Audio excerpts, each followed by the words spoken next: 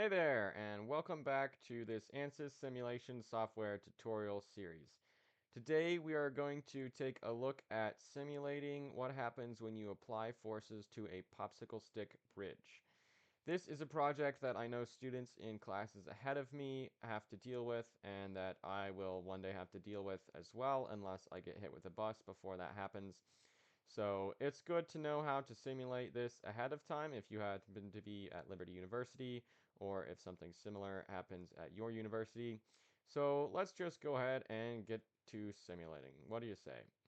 Okay, step number one is always step number one. Open up Ansys Workbench. Alrighty.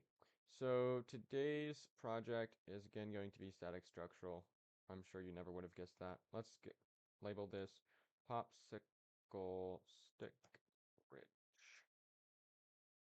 And first things first, I suppose second things second, open up the engineering data tab. We are going to be using some custom data this time.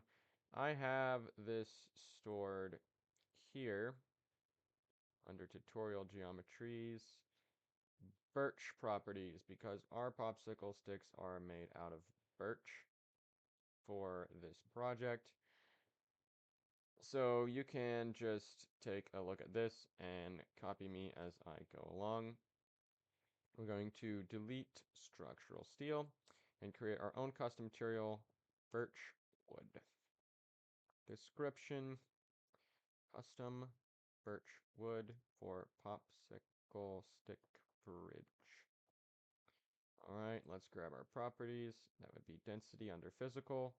Linear elastic is going to have isotropic, and strength we're going to, actually, I'm not sure on this one. Tensile ultimate and compressive ultimate. So we don't need this. Tensile ultimate and compressive ultimate. So let's set our units, of course. These are pascals. That's megapascals right there. So you can type in 620, and then to get to the next cell, instead of pressing with your mouse, you can press tab, and that is going to go down the list until we get to here. Young's modulus is going to be 14 gigapascals. If you don't want to press tab so many times, you can just press enter. Poisson's ratio is going to be 0.426. Enter, enter, enter. Megapascals, 101.4 megapascals. Here, I've deliberately left this one as pascals to show you that it is possible to enter this without having to do scientific notation in your head. You can just type in 5.63 and then E, just the letter E, and then 7. Press enter, and Ansys will understand what you mean. Then you can change this to megapascals and automatically convert it to a nice number that makes sense. So that's our engineering data. We can close that and close this. Then geometry. This geometry is linked in the description, so you can access that. Just go ahead and download it and throw it into your simulation. Then we can double left click model to open up Ansys Mechanical.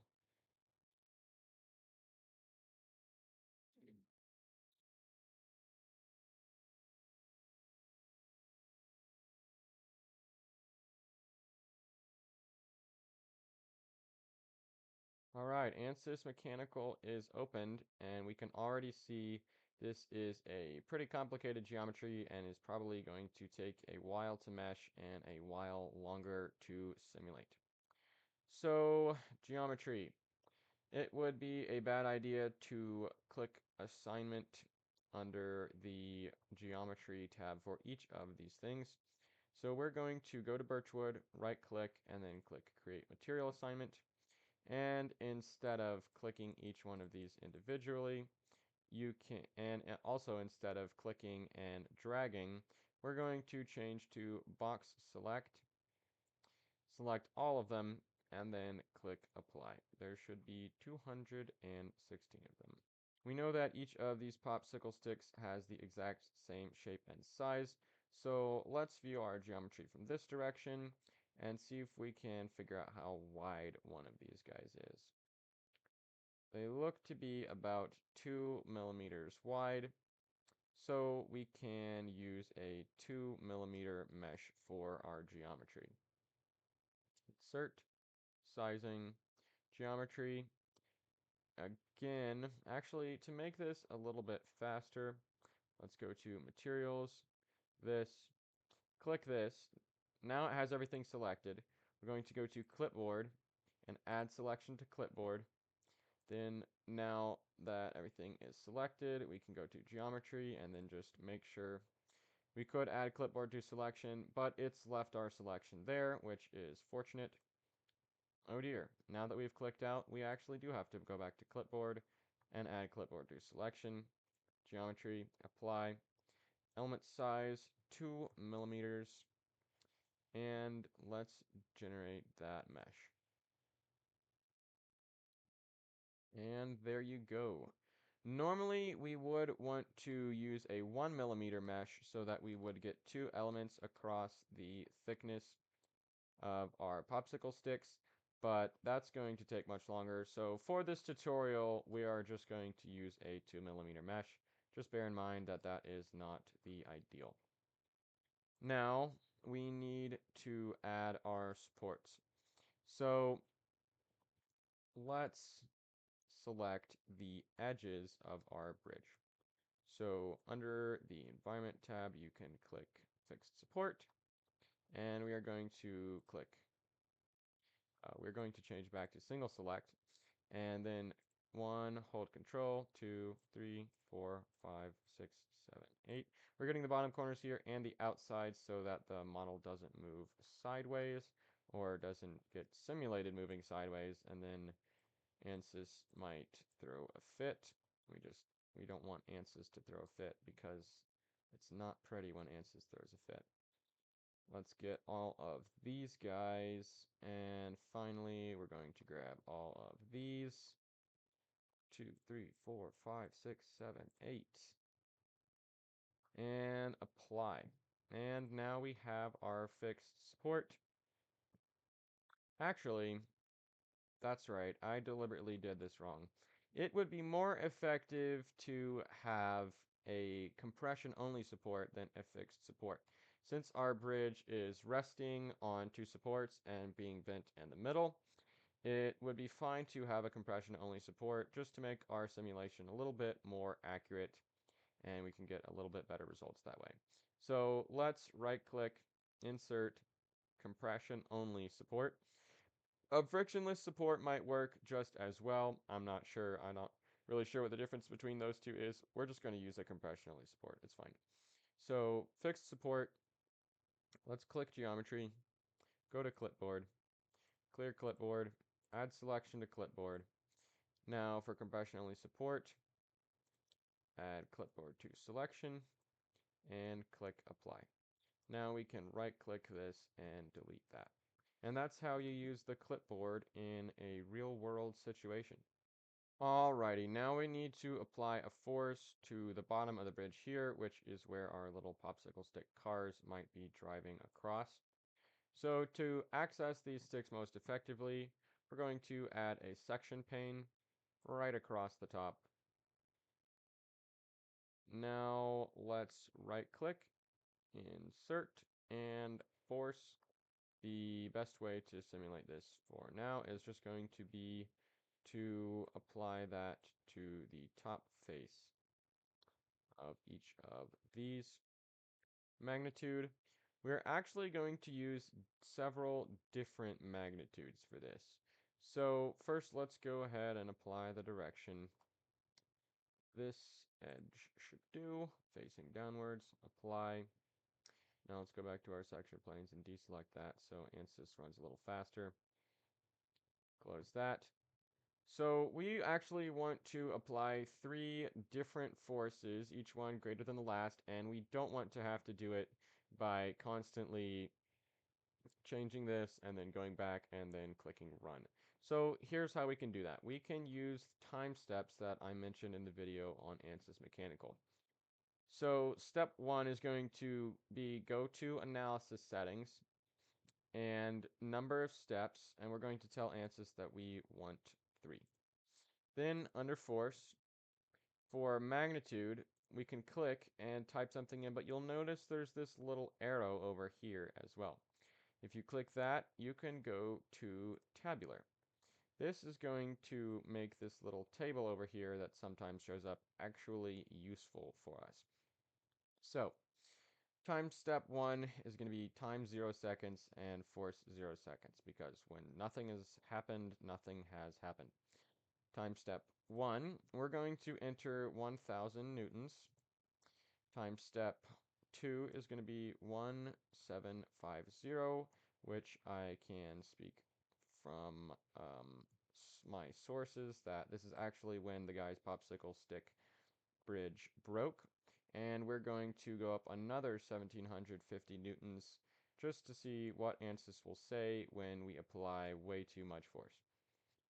Now with that done, we can tell Ansys that we want deformation and stress, and we can click solve and see what will happen.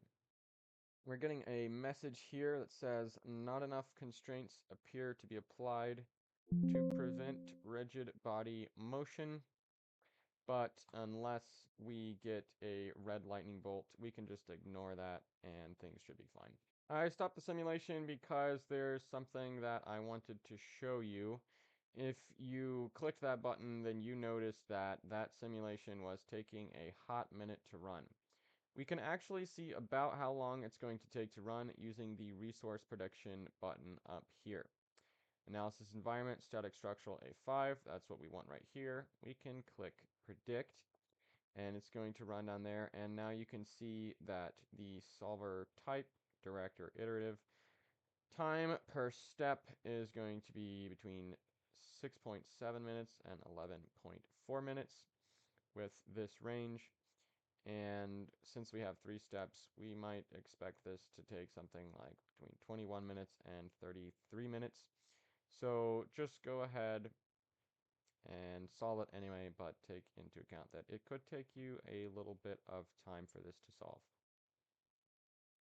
Actually, to make things easier on ourselves, we're going to make the mesh even more coarse. We'll change this to 4. And that'll give us a general estimate.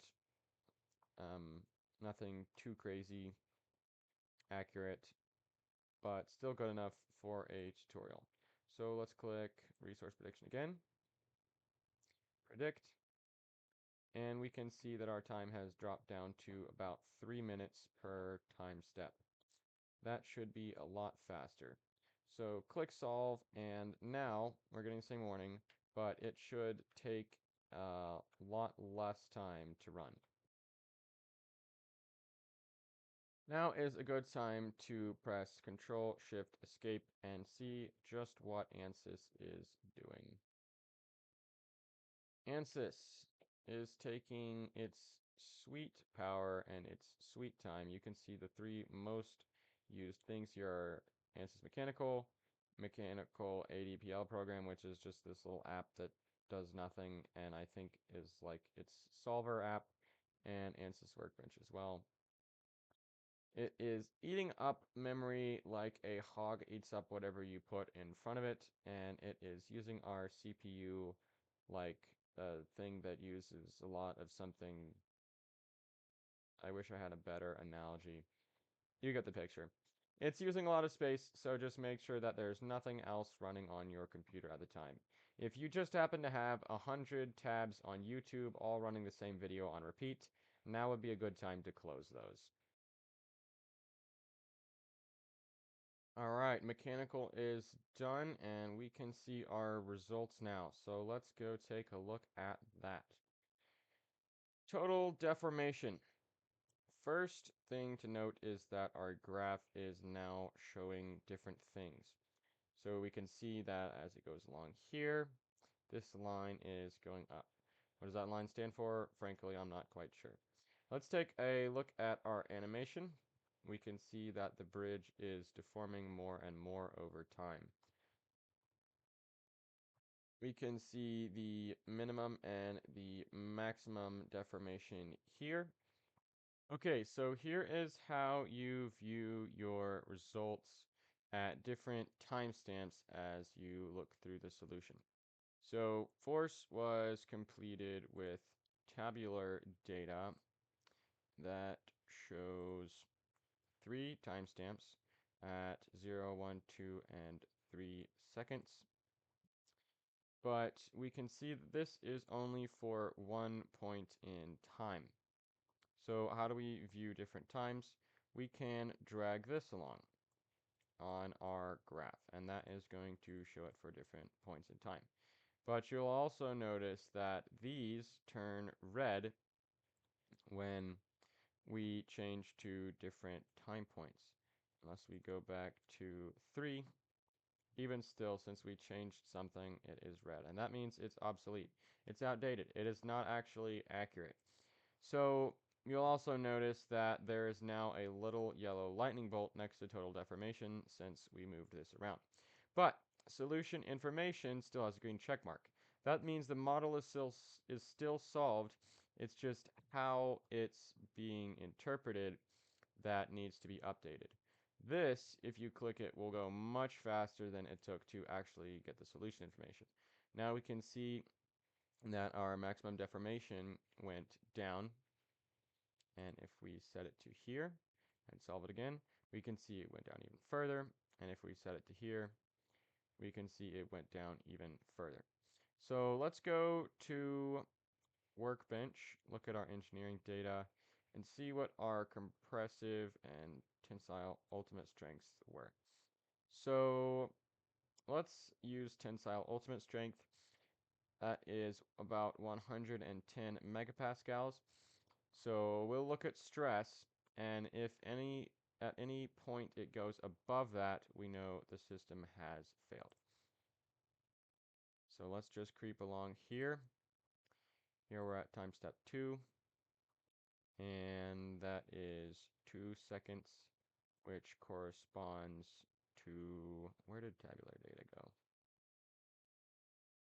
2 seconds corresponds to 1750, and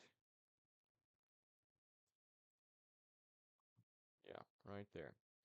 So now let's move on to 3 seconds and solve it again.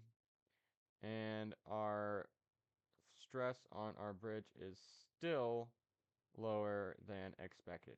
So we know that even though the bridge failed at 1,750 newtons in the real world test, maybe that was because the glue was weak, or maybe the wood did not actually match up to the wood properties that were given, or maybe something else fell through, or maybe our simulation just has too coarse of a mesh. But we still have some results, and that can be useful. And now you know how to interpret results over time. So that is all that this tutorial is going to cover. I hope you learned how to use the clipboard and a couple different kinds of supports, how to enter data, and how to use time steps to apply forces over time, so you don't have to continuously go back and click solve and wait for it to solve all the way over again. Okay, that wraps it up for this video. I hope you benefited from the video. And as always, may the Lord bless your engineering. Come visit us at LU sometime and get ready for the next video where we're going to simulate Trinity's lower airframe. Trinity, of course, being our rocket that was used last year in the 2024 to 2025 competition year.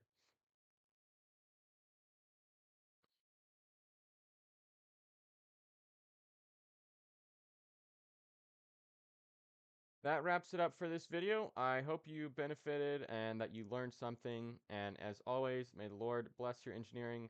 Come visit us at LU sometime and feel free to start the next. No. That wraps it up for this tutorial video. I hope you learned something and that you benefited from it. As always, may the Lord bless your engineering.